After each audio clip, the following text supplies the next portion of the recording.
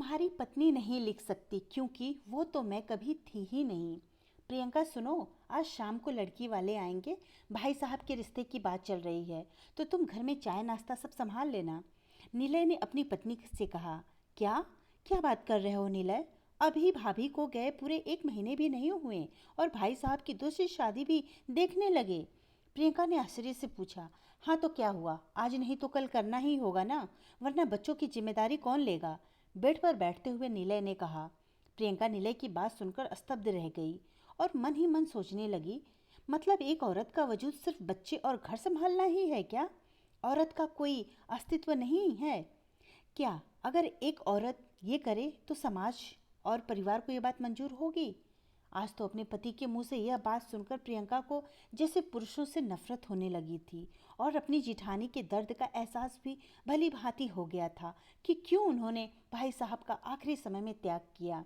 आज एक बार फिर वो सब कुछ याद आ गया जिन दुख भरे लम्हों को वो भूलने की कोशिश कर रही थी। उसकी आंखों के आगे उसकी जिठानी की यादें पुनः ताजा हो गईं। प्रियंका की जिठानी अंतरा से प्रियंका की बहुत बनती थी। हर कोई उन्हें देवरानी जेठानी कम बहनें ज़्यादा कहता था।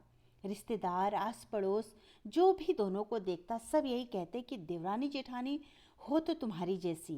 अंतरा सिर्फ नाम से ही नहीं, व्यवहार से भी उतनी ही सौम्य और संस्कारी थी। परिवार को एक सूत्र में बांध कर रखना भली भांति जानती थी, चाहे उसके लिए उसे खुद जो भी सहना पड़े। पर अंतरा ने कभी किसी को अपने दर्द का एहसास नहीं होने दिया। जब तक अंतरा जिंदा थी, प्रियंका के लिए ढाल बनकर खड़ी थी और हमेशा एक बड़ी बहन की तरह प्यार किया। और जेठ जी पूरी तरह माँ के भक्त थे। जो वह कह दे वही सब, बाकी सब गलत। इस बात को लेकर अधिकतर ही दोनों लोगों में बहस हो जाती, लेकिन जेठ जी कभी भी अपनी माँ के दोहरे चरित्र को नहीं समझ पाए, जो बेटों के सामने तो बिल्कुल सीधी सादी बनी फिरती, लेकिन बहुओं के सामने कुछ और ही रूप होता। तभी प्रियंका ने अपने पास सोए हुए जेठानी के दोनों बच्चों को सीने से लगाते हुए मन ही मन कहा, चाहे कुछ भी हो जाए, लेकिन मैं अपना किया वादा कभी नहीं तोड़ूंगी। मैं इन बच्चों की जिम्मेदारी किसी को नहीं दूंगी। भाभी से किया वादा पूरा करके रहूंगी। अंतरा ने आखिरी वक्त में प्रियंका का हाथ अपने हाथ में लेकर कहा था कि प्रियंका वादा करो कि तुम अब इन बच्चों को सिर्फ चाची नहीं माँ बनकर भी जिम्मेदारी निभाओगी। अब तुम सिर्फ एक बच्चे की माँ नहीं बल्कि 3 बच्चों की माँ हो। मैं अपने बच्चों के लिए और किसी पर भरोसा नहीं कर रख सकती, खास तौर पे अपनी बेटी के लिए। बोलो प्रियंका। हाँ, वादा करती हूँ भाभी कि आप जैसा कहेंगी मैं वैसा ही करूँगी, लेकिन आपने मुझे कभी बताया क्यों नहीं? आप इतना कुछ सह रही थी और मैं कभी आपकी हंसी के पीछे छिपे दर्द को देख ही नहीं पाई। मुझे माफ़ कर दीजिए, लेकिन भगवान के लिए आप ऐसा मत बोलिए। भाभी सब ठीक हो जाएगा, मैं आपके बिना कुछ नहीं कर सकती। प्रियंका ने रोते हुए वेंटिलेटर पर पड़ी अपनी जेठानी अंतरा से कहा, लेकिन तब तक अंतरा ने दम तोड़ दिया था। उसके हाथों की पकड़ ढीली पड़ गई और प्रियंका का हाथ छूट गया। वह जोर से चिल्ला पड़ी, भाभी। अंतरा को याद करके प्रियंका की आंखें डबडबा गईं कि तभी निलय ने कहा, कहाँ खो गई? जरा एक गिलास पानी देना। निलय की बात से प्रियंका की तंद्रा टूटी। उसने कहा, हाँ लाती हूँ। रसोई में पानी लेने गई तो वहाँ उसका सामने खड़े जेठ जी से हो गया। उनको देखकर आज प्रियंका के मन में सम्मान की जगह घृणा और गुस्सा दोनों उत्पन्न हो गई। जिनको वो बड़े भाई की तरह मानती थी, उसे क्या पता था कि वो इतने स्वार्थी और मतलबी पुरुष हैं? और अंतरा की मृत्यु के जिम्मेदार भी प्रियंका की नज़रों में उसके जेठ जी ही थे। उनके पुत्र की चाहत ने ही भाभी की जिंदगी छीन ली। आज एक बेटा बेटी दोनों थे उनके पास, लेकिन उनको जन्म देने वाली माँ अब इस दुनिया में नहीं थी। तभी जेठ जी ने कहा, प्रियंका जरा पानी देना। प्रियंका ने पानी का गिलास पकड़ाया, लेकिन अपने मन को गुस्से पर काबू नहीं हो पा रहा था। उसने दबी जुबान में ही कहा, भैया दूसरों का तो पता नहीं, लेकिन मेरे लिए इस घर में अंतरा भाभी की जगह कोई नहीं ले सकता, और भाभी से वादा भी मैं अपने आखिरी दम तक निभाऊंगी। मैं बच्चों की जिम्मेदारी किसी को भी नहीं दूंगी। एक सांस में कहते हुए प्रियंका डबडबाई आंखों से वहां से तेज कदमों से जाने लगी। तभी उसके जेठ जी नितिन ने प्रियंका को रोकना चाहा। पलटकर आश्चर्यचकित हो नितिन ने प्रियंका से कहा, मतलब? प्रियंका रुको। तभी पीछे से निलय ने कहा, भैया आप कहीं जा रहे हैं क्या? हाँ, बाहर जा रहा था कुछ काम से, नितिन ने कहा।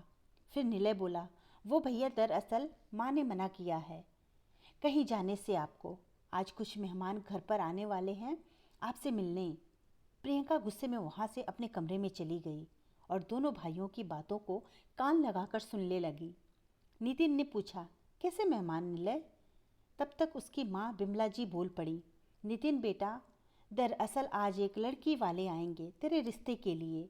अब कब तक यूं अकेला जिंदगी बिताएगा, साथ में 2 बच्चों की जिम्मेदारी। तूने तो अंतरा के जाते मुझसे मुंह मोड़ लिया, लेकिन मैं तो माँ हूँ और एक माँ तो अपने बच्चों का भला ही चाहती है। और एक जीवन साथी की ज़रूरत तुझे भी तो है, जो तेरा ख्याल रखे। अपनी आंखें बंद होने से पहले बस तुम्हारा संसार बसा देना चाहती हूँ। इतना सुनते ही नितिन की आंखें गुस्से में लाल, जोर से चिल्लाकर बोल पड़ा, कौन कहता है कि मैं अकेला हूँ? मुझे किसी के सहारे की ज़रूरत नहीं है। मेरी अंतरा का अस्तित्व आज भी जिंदा है मुझ में और मेरे बच्चों में। वो कभी नहीं मर सकती, कभी नहीं। और पास पड़े कुर्सी पर थम से बैठ अपने चेहरे को ढक कर रो पड़ा। नितिन को आज अस्पताल का वो आखिरी लम्हा एक बार फिर याद आ गया कि एक तरफ जहाँ घर में पुत्र जन्म की खुशियाँ मनाई जा रही थी, तो वहीं दूसरी तरफ आईसीयू के बाहर नितिन अंतरा के लिए मन ही मन प्रार्थना कर रहा था कि तभी डॉक्टर ने बाहर आकर कहा, नितिन सर, मुझे माफ़ करिए, बस कुछ समय ही है उनके पास, उनके बचने के अब कोई चांसेस नहीं। नितिन ने जैसे ही अंदर जाने की कोशिश की तो डॉक्टर ने उन्हें रोकते हुए कहा, आप यहीं रुकिए, वो आपसे नहीं सिर्फ प्रियंका से मिलना चाहती हैं, उनके सिवाय घर के किसी भी सदस्य से नहीं मिलना चाहती। इतना सुनते ही आश्चर्यचकित हो डॉक्टर की तरफ देखने लगा और वहीं घुटनों के बल बैठ फूट फूट कर रो पड़ा नितिन और सन्न रह गया। पूरा परिवार कांपते कदमों से प्रियंका ने आईसीयू में प्रवेश किया। पीछे पीछे नितिन भी गया और कहा, अंतरा माफ़ कर दो मुझे, एक बार मेरी तरफ देख तो लो। लेकिन अंतरा ने मुंह फेर लिया था और प्रियंका से कहा, प्रियंका, अपने भाई साहब को बोलो यहाँ से चले जाएं, अब उनका और मेरा कोई रिश्ता नहीं। अपने शरीर के साथ साथ इनसे जुड़े रिश्ते भी मैं अब त्याग रही हूँ। जो इनको चाहिए था वो मैंने इनको दे दिया। अब ये अपने पुत्र और परिवार के साथ खुश रहें। मेरा आखिरी खत जो मैंने तुम्हें कल दिया था, इनको दे देना बस। नितिन थका सा निरुत्तर देखते रह गया। ना होठों में शब्द बचे थे, ना ही जुबान आज साथ दे रही थी। मस्तिष्क शून्य हो चुका था। प्रियंका ने जैसे ही खत नितिन की तरफ आगे बढ़ाया, नितिन कांपते हाथों से उस खत को पकड़ा। खत में लिखा था, आपको मेरा आखिरी प्रणाम। ये खत मैं आपको जीवित अवस्था में लिख रही हूँ, लेकिन हो सकता है कि जब आप ये खत पढ़ें तब मैं जीवित ना रहूँ, क्योंकि मुझे लगता है कि मेरी ज़िंदगी अब पूरी हो चुकी है। पता नहीं कल क्या हो। जब हम विवाह के बंधन में बंधे थे, उस दिन उस पल से ही मैंने आपको अपना सब कुछ मान लिया था। मेरी पूरी दुनिया सिर्फ आप थे। मेरी खुशी भी आपकी खुशी में मैं ढूंढ लेती थी, लेकिन अफसोस, आपके लिए मैं सब कुछ क्या कुछ भी नहीं थी। आप मुझसे सिर्फ सामाजिक रिश्ता निभा रहे थे और मैं पगली दिल से लाख मिन्नत करने और समझाने पर भी आपने बेटा पैदा करने की चाह में माँ जी का साथ दिया, ये जानते हुए भी कि अगर दूसरी डिलीवरी हुई तो मेरी जान का खतरा है। लेकिन आपको ये डॉक्टरों के चोचले लग रहे थे। आपने कहा, बिना बेटे के मैं अधूरा हो जाऊंगा। बुढ़ापे में बेटा ही सहारा होता है, बेटियां नहीं। मैं अपनी बेटी नेहा को बहुत प्यार करती हूँ और उसकी जगह मेरे जीवन में कोई नहीं ले सकता, इसीलिए उसकी जिम्मेदारी मैं प्रियंका को देती हूँ। मेरे ना रहने के बाद वो ही उसकी चाची माँ बनकर उसके साथ रहेगी। आपसे आज मैं एक और बात कहना चाहती हूँ कि एक पुरुष कभी दूसरे पुरुष का सहारा नहीं होता। आपकी ये सोच गलत है। एक पुरुष को जन्म से लेकर आखिरी समय तक एक औरत के सहारे की जरूरत पड़ती है। आप भूल गए कि एक बेटे को जन्म उसकी माँ देती है, रातों की नींद से लेकर अपनी खुशी तक कुर्बान कर देती है, और फिर जुड़ती है जीवन संगिनी, यानी उसकी पत्नी, जो आखिरी दम तक साथ देती है, उसके दुख सुख की सहभागी बनती है।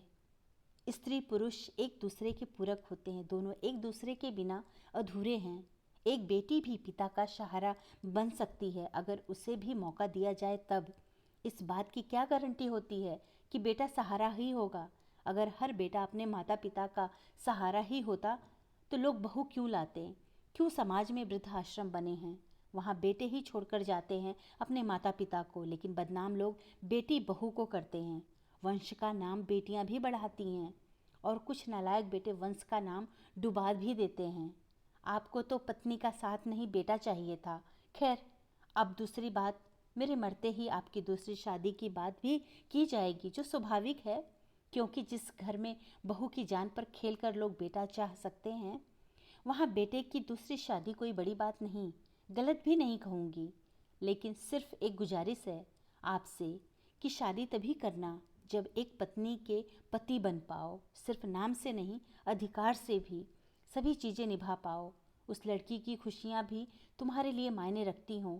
मैं इसी बात के साथ अपनी बात खत्म करती हूँ। सिर्फ सामाजिक तौर पर पत्नी अंतरा तुम्हारी पत्नी नहीं लिख सकती, क्योंकि वो तो मैं कभी थी ही नहीं। विमला जी की पोते की जिद अंतरा की जिंदगी पर भारी पड़ गई थी। अंतरा बार बार समझाती कि तुम्हारे छोटे भाई निलय का बेटा तो है ही, वो हमारा भी हमारे लिए बेटे समान ही है, लेकिन किसी ने उसकी एक ना सुनी। तभी विमला जी ने कहा, बेटा रोना बंद कर और तैयार हो जा, वक्त के साथ साथ सब भूल जाएगा, लड़की वाले आते ही होंगे। लेकिन आज नितिन का फैसला अडिग था। उसने कहा, माँ, ना का सिर्फ एक मतलब होता है ना। मेरी जिंदगी में अंतरा की जगह कोई नहीं ले सकता। काश मैं डॉक्टर की बातों का संज्ञान लिया होता, काश मैं अपनी पत्नी की बातों पर विश्वास किया होता। अब एक गलती कर चुका हूँ, दूसरी नहीं करूँगा। मैं अकेला नहीं हूँ, मैंने जो अंतरा के साथ किया उसका पश्चाताप तो करना ही होगा। आपको वारिस चाहिए था, वो आपको मिल गया। अब आप मेरी चिंता ना करें, मैं अपने बच्चों के लिए काफ़ी खुश हूँ। वैसे भी अंतरा ने बच्चों को तो प्रियंका के हाथ में दे दिया है, तो अब मुझे किसी सहारे की ज़रूरत नहीं। चलता हूँ, आप उन लोगों को मना कर दीजिए। प्रियंका आज अपने जेठ की बातों से जहाँ एक तरफ खुश थी तो दूसरी तरफ दुखी भी थी कि काश ये कदम जेठ जी ने पहले ही उठाया होता तो आज भाभी जिंदा होती और शायद जिंदगी में ये दुखद लम्हा आया ही ना होता। बिमला जी सन बेटे का चेहरा ही देखती रह गईं, क्योंकि आज नितिन ने पहली बार उनके किसी फैसले को मानने से इनकार किया था। धन्यवाद दोस्तों। कहानी अच्छी लगी तो लाइक और सब्सक्राइब ज़रूर करिएगा और कहानी अपने दोस्तों को शेयर भी ज़रूर करें।